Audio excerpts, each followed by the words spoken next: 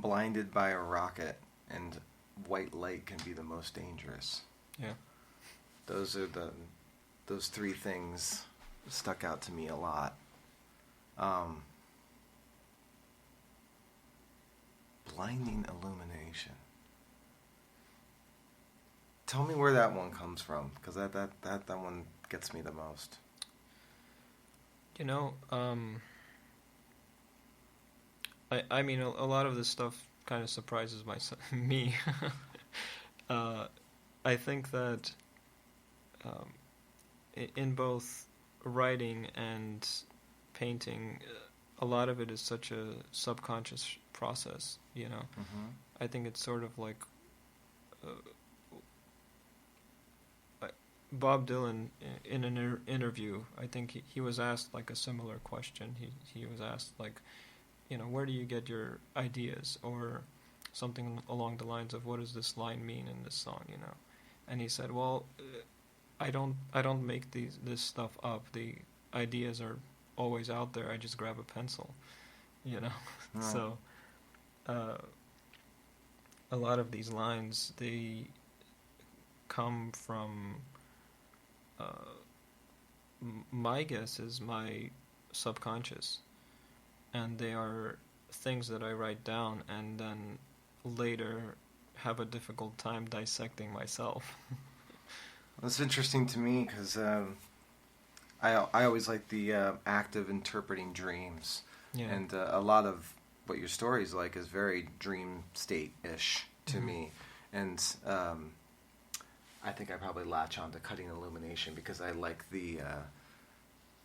I always like the dramatic nature of interesting juxtapositions, right? And that idea of illumination, which should give light and give peace, but to have it be something that is harsh is a very good way of setting it against itself, right? But the aspect of emotional states, or even you mentioned the subconscious, kind of conscious states from being, you know, even kind of traditional memes of going down a set of stairs in a dream, being going down into your subconscious, and vice versa. You know, towards the end, you're dealing with all of these kind of macabre, warlike scenes. Yeah. But you're elevating in the process through all this destruction to a point of, and again at the end, a juxtaposition of the macabre with the enlightened state at the end. It's really that's very touching. Yeah, thank you for sharing that. Yeah, thank you. When did you write that? And is it available for anyone to read anywhere? So funny enough, I wrote this one, I think must have been about 4 months ago, perhaps. It's not currently available. It's actually been rejected several times. Really? Yeah.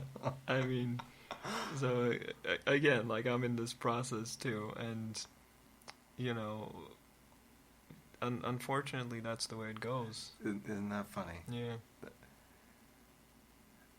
You were mentioning earlier about, you know, at the last second, 500 words, and it gets accepted. Mm-hmm. And I've had the honor a couple of times to get 2 of my poetry pieces, one published in a book, of a collection of poems about mudslides and fires in Ventura County. Yeah. And then another one was just, you know, selected as to be part of a more proper reading, you know, that kind of experience.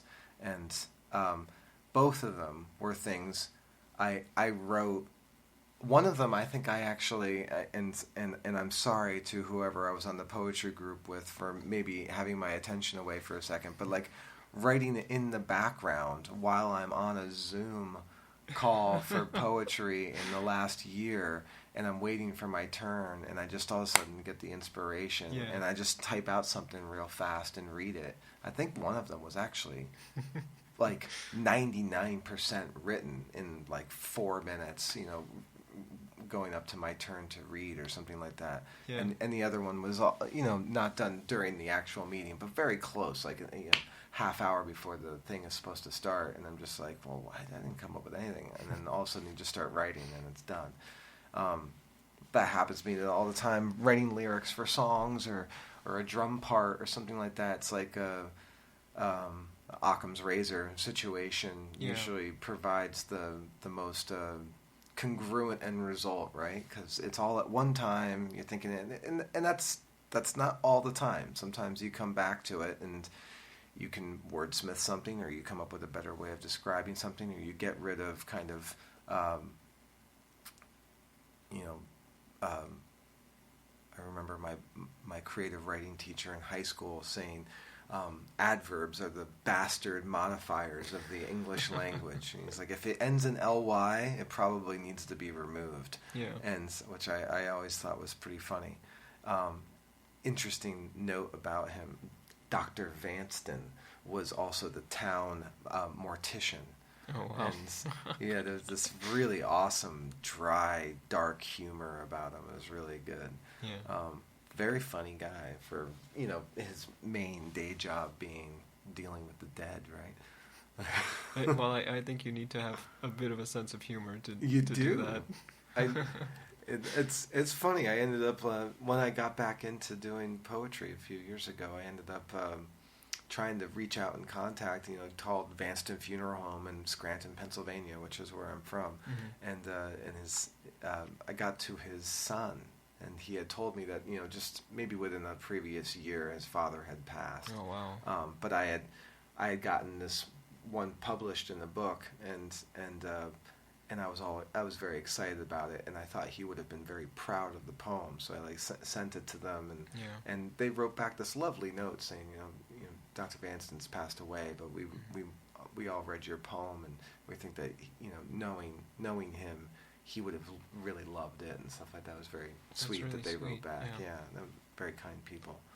Yeah, that kind of thing is.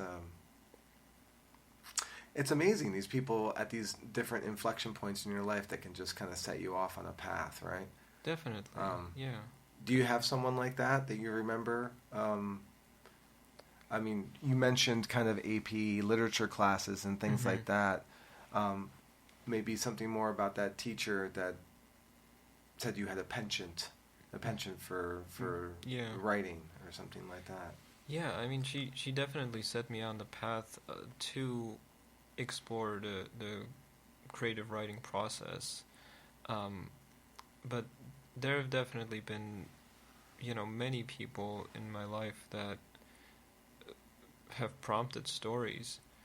But, getting back to your previous point too, because a lot of this is such a intuitive process, I think a lot of these people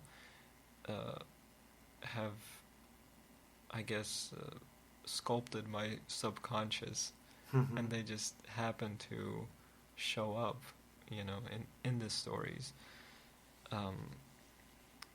And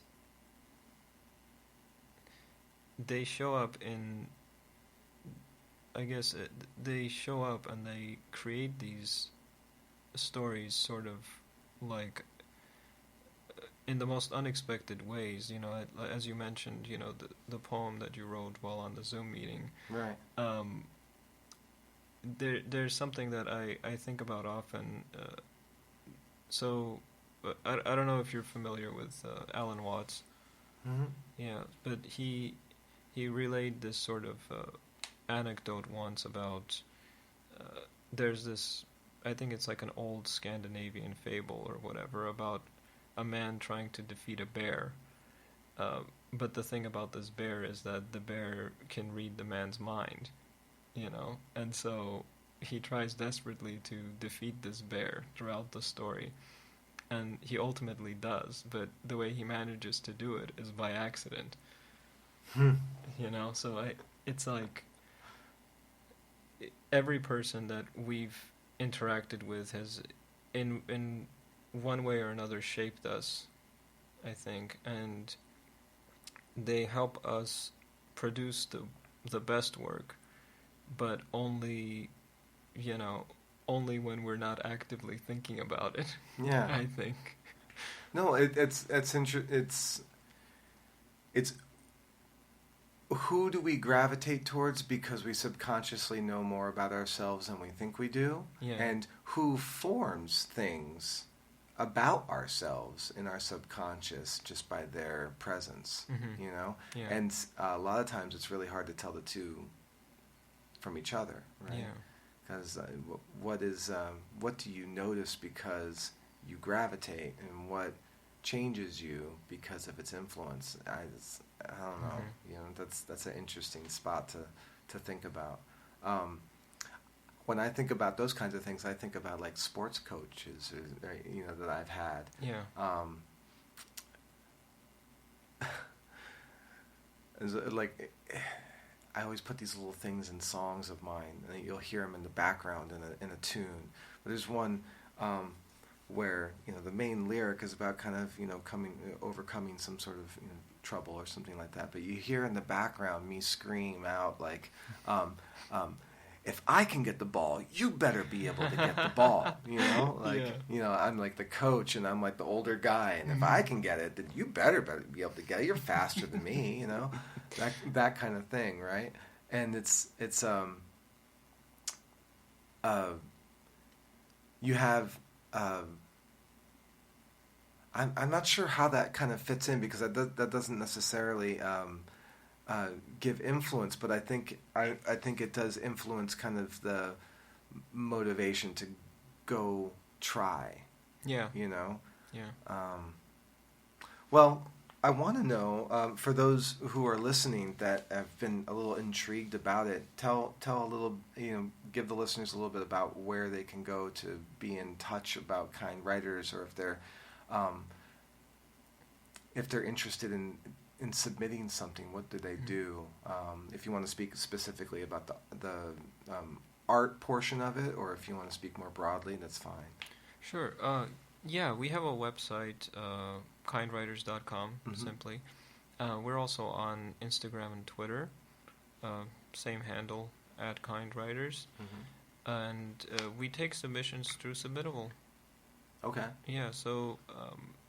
and recently, actually, we were discussing having year-round submissions for blogs.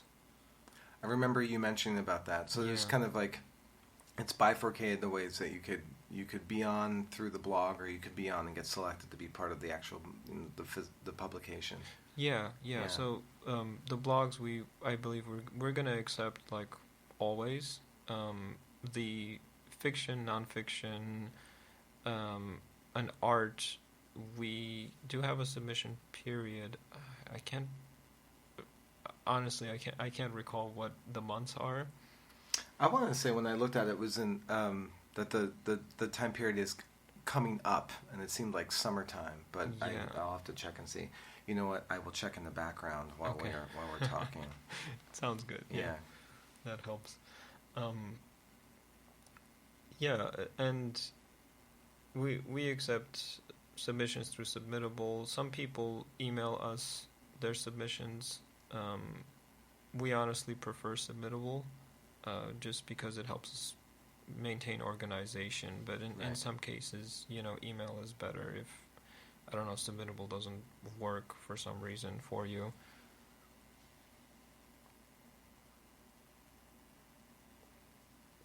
It's a great photo of everybody on the on the front there. I am looking in here. Yes, I was right. Mm-hmm. Summertime, August 1st to Halloween. Yes, that's right. Yeah. That's right. So for those listening out there, get your stuff together, because August 1st, you should submit it in. And it's kindwriters.com. Mm-hmm. I even went to kindwriters.org, and it still pushed me through to the right spot, so that's good. But so for those of you out there who are like me and don't really do social media anymore, you can still get everything you need on kindwriters.com. I think it was 2 election cycles ago that I said, I am done. Oh, yeah. It gets a little too much. Yeah, I put the kibosh.